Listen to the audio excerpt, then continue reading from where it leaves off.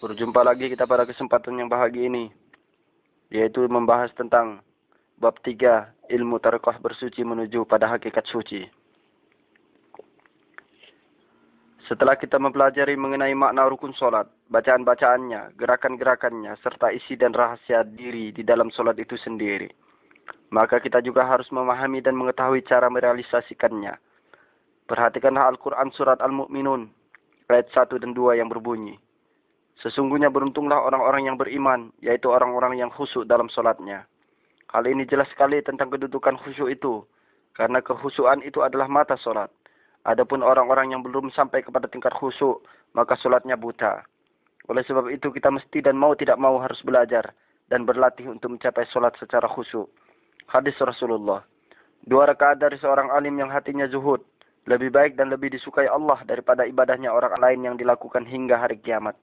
Sebab ibadah tanpa ilmu tidak bernilai. Sebagai awalan khusyuk secara syariat adalah paling tidak kita mengerti bacaan-bacaan atau mengerti makna yang kita baca dalam solat itu, tahu maksud dan gerakan solat itu, mengapa kita melakukan takbir dan seterusnya. Dan yang harus jelas adalah tujuannya solat itu, hakikat kita melakukan solat. Misalnya seorang Arab melakukan solat, memuji Allah, berdoa, mereka mengerti dan paham apa yang diucapkannya sebagaimana kita menulis surat buat seseorang dengan bahasa kita sendiri, yaitu ungkapan yang lahir dari hati dan keinginan sendiri. Oleh sebab itu, kita juga harus mengerti seperti mereka. Nanti akan saya jelaskan satu persatu berurutan dengan gerakan rukun solatnya. Dan sebelumnya kita akan bahas ilmunya dulu.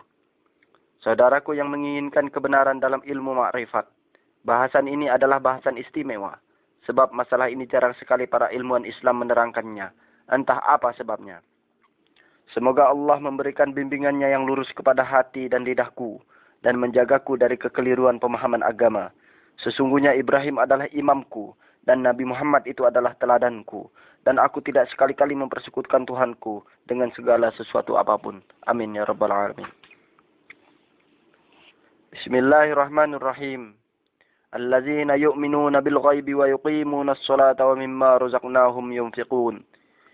Yaitu orang-orang yang beriman dengan yang gaib dan menegakkan solat dan mengeluarkan sebagian dari apa yang kami rezekikan kepada mereka. Quran surat Al-Baqarah ayat 3. Sesungguhnya solat itu adalah mi'raj. Dalil akalnya bahwa Nabi Muhammad SAW mensyariatkan solat malam dan solat duha, yaitu solat pada saat semua orang tertidur lelap atau pada saat orang lain sedang hayal dengan aktivitas kehidupannya. Hal ini dikarenakan bahwa pada saat seperti itulah kita mudah mendapatkan konsentrasi penuh atau khusyuk. Kemudian dikatakan pula bahwa doa orang yang dizalimi itu makbulin, lantaran saat dia berdoa tidak ada jarak antara dia dengan Tuhannya. Dan banyak lagi dalil-dalil yang lain yang dapat kita jadikan sebagai bahan dasar untuk berpikir atau bertafakur, atau menetapkan keadaan sebenarnya tentang khusyuk itu. Kemudian bagaimana bisa kita berjumpa dengan Allah atau berbicara kepadanya, atau berinteraksi langsung, atau mengadukan permasalahan hati, atau meminta petunjuk tentang haluan hidup, dan sebagainya. Sementara kita tidak mempunyai ilmu tentang itu. Sebagai kelanjutan dari pemahaman di atas, mari kita ambil salah satu dasar yang tepat dan lebih dekat kepada pemahaman, yaitu bahwa bersuci itu adalah syarat sahnya solat, dan bahkan semua orang mengetahuinya. Saudaraku, sesungguhnya Allah itu zat yang maha suci. Bisa berjumpa dengan dia yang sebenarnya adalah orang yang suci pula, baik zahir dan batin. Maka kesucian kita mesti didahulukan, baru layak kita bertemu dengannya. Oleh itu beruntunglah bagi orang-orang yang mensucikan diri, yaitu suci dari segala najis, baik zahir maupun batin. Penjelasannya adalah sebagai berikut. Bersuci. Bersuci atau berwudu, yaitu membersihkan diri dari segala kotoran atau najis, baik zahir maupun batin. Caranya, yaitu sebagaimana yang telah dicontohkan oleh Rasulullah SAW. Untuk berjumpa kepada Allah Azza wa Jalla yang maha suci, maka kita juga mesti suci. Maka kedudukan ilmu bersuci ini sangatlah penting untuk dipelajari, sebab kesucian kita merupakan syarat sahnya solat. Dan untuk kesempurnaan bersuci, kita uraikan saja dalam beberapa tahapan. Dasar pemikiran. Sesungguhnya ibadah tanpa ilmu adalah sia-sia. Dan kita diwajibkan untuk menuntut ilmu, baik laki-laki maupun perempuan. Dan hendaklah hal ini dipikirkan dan direnungkan lebih dalam. Mudah-mudahan dengan ilmu tarekat bersuci ini, kita dapat merasakan nikmatnya sholat khusyuk atau hakikat suci. Saudaraku, bermula dari tiada dijadikan Allah ada, kemudian lahir ke dunia dalam keadaan fitrah, beberapa waktu kemudian menjadi manusia yang diwajibkan membersihkan dosa, sampai ajal menjemputnya. Maka kembalilah ia ke asalnya semula, yaitu tiada. Namun tiada yang kedua ini tidak akan sama dengan tiada pada kali yang pertama. Sebab kematian kita berbekal dosa ataupun pahala. Berupa memori-memori otak yang menciptakan rasa di dalam jiwa kita. Bukankah sewaktu kita masih kecil itu, apabila mati akan mendapatkan surga? Ya, disebabkan pikiran kita belum tersimpan kecintaan terhadap kehidupan dunia. Akal kita masih suci dari tipu daya nafsu serakah dan syahwat. Yang kita ambil dari dunia ini hanyalah sekedar yang kita butuhkan saat itu saja. Ibarat burung yang keluar dari sangkar dengan perut kosong, kemudian pulang dengan perut kenyang. Mereka tidak mengambil apa-apa dari dunia ini, melainkan sesuatu yang sudah menjadi haknya.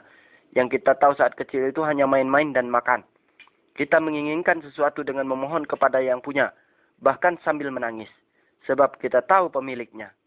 Setiap ada yang menyakiti kita, kita hanya benci atau takut kepada orang itu. Akan tetapi hati kita suci tanpa dendam maupun keinginan untuk membalasnya. Dan keberadaannya menjadi hiburan bagi orang lain. Dan yang jelas, dalil alam ini berarti sekali sebagai bahan dasar ilmu pengenalan diri dan pemahaman tentang hakikat suci bagi siapa saja yang mau berpikir. Siapakah yang paling kita sayangi saat itu? Siapakah yang paling kita takuti saat itu? Siapakah yang paling mencintai kita saat itu? Jawabnya adalah orang tua kita. Mengapa demikian? Karena yang kita tahu, merekalah yang memberi kita makan. Merekalah yang mengasuh kita. Merekalah yang menjaga dan melindungi kita dari bahaya. Allah mengatakan bahwa redha Allah ada pada orang tua kita. Sebab itu, kita tidak boleh durhaka kepada mereka. Akan tetapi setelah kita besar dan nafsu syahwat mulai ada, otak kita sudah mulai diisi oleh keinginan yang banyak, maka pikiran dan akal kita mulai bekerja. Kita mulai mengenal masa depan. Kemudian angan-angan panjang membuat pikiran dan akal kita bekerja keras untuk mempersiapkan bekal hari esok. Sehingga kita lupa kenikmatan masa kecil. Bahkan kita juga lupa dengan hak-hak orang lain.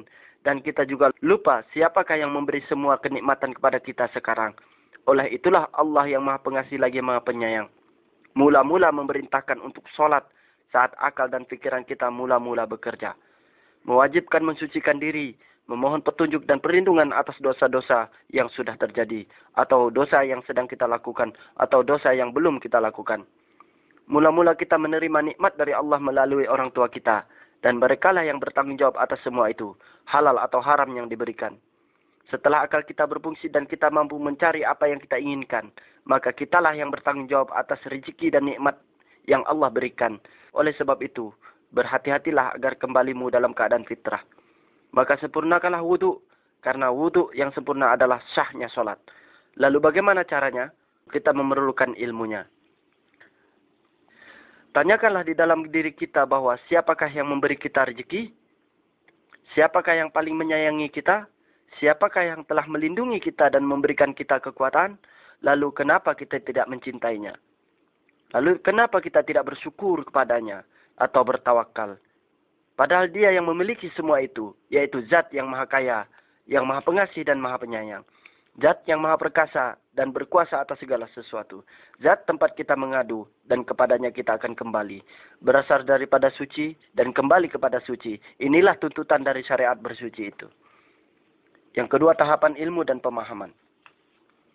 Secara syariat bersuci adalah dengan membasuh muka, kedua tangan hingga siku, sebagian rambut kepala dan membasuh kaki hingga mata kaki. Keterangan Al-Quran. Dan ini adalah mensucikan najis zahir saja yang menempel di permukaan kulit. Selebihnya adalah agar orang lain tidak merasa jijik dengan bau disebabkan najis tersebut. Akan tetapi, rahasia pada semua perbuatan itu bahwa kita melakukan sholat dengan khusyuk. Dan air wudhu itu adalah elemen pendukung kekhusyuan. Seperti bila kita ngantuk, lalu muka kita disentuh air, maka kita akan segar.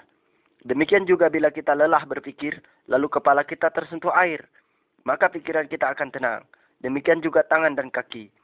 Perumpamaan orang-orang yang sholat 5 waktu itu seperti orang yang mandi 5 kali dalam sehari. Al-Hadis. Saudaraku yang beriman dan menginginkan kesucian zahir dan batin. Pemahaman bersuci ini amat luas sekali, menyangkut pemahaman lahiriah dan pemahaman batiniah. Akan tetapi maknanya satu, yaitu mensucikan diri. Pensucian lahiriah. Adapun pensucian lahiriah itu seperti yang saya ungkapkan di atas. Akan tetapi itu hanya untuk lahiriah yang nampaknya saja. Bagaimana dengan kotoran yang ada dalam perut, daging kita yang mengandung najis seperti makanan haram yang sudah menjadi darah, menjadi daging, tulang, kulit, atau organ tubuh kita yang lainnya. Itu semua adalah najis lahiriah yang tidak tampak. Apakah ini dapat kita sucikan dengan air atau tanah? Tentulah tidak semudah itu.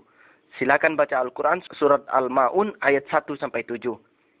Bersegeralah kita tobatkan segala perbuatan kita yang terlanjur terjadi itu dengan sebenar-benar tobat. Dengan etikat tobat atas dasar kecintaan kepada Allah semata. Mulailah mensucikannya sesuai dengan najisnya masing-masing.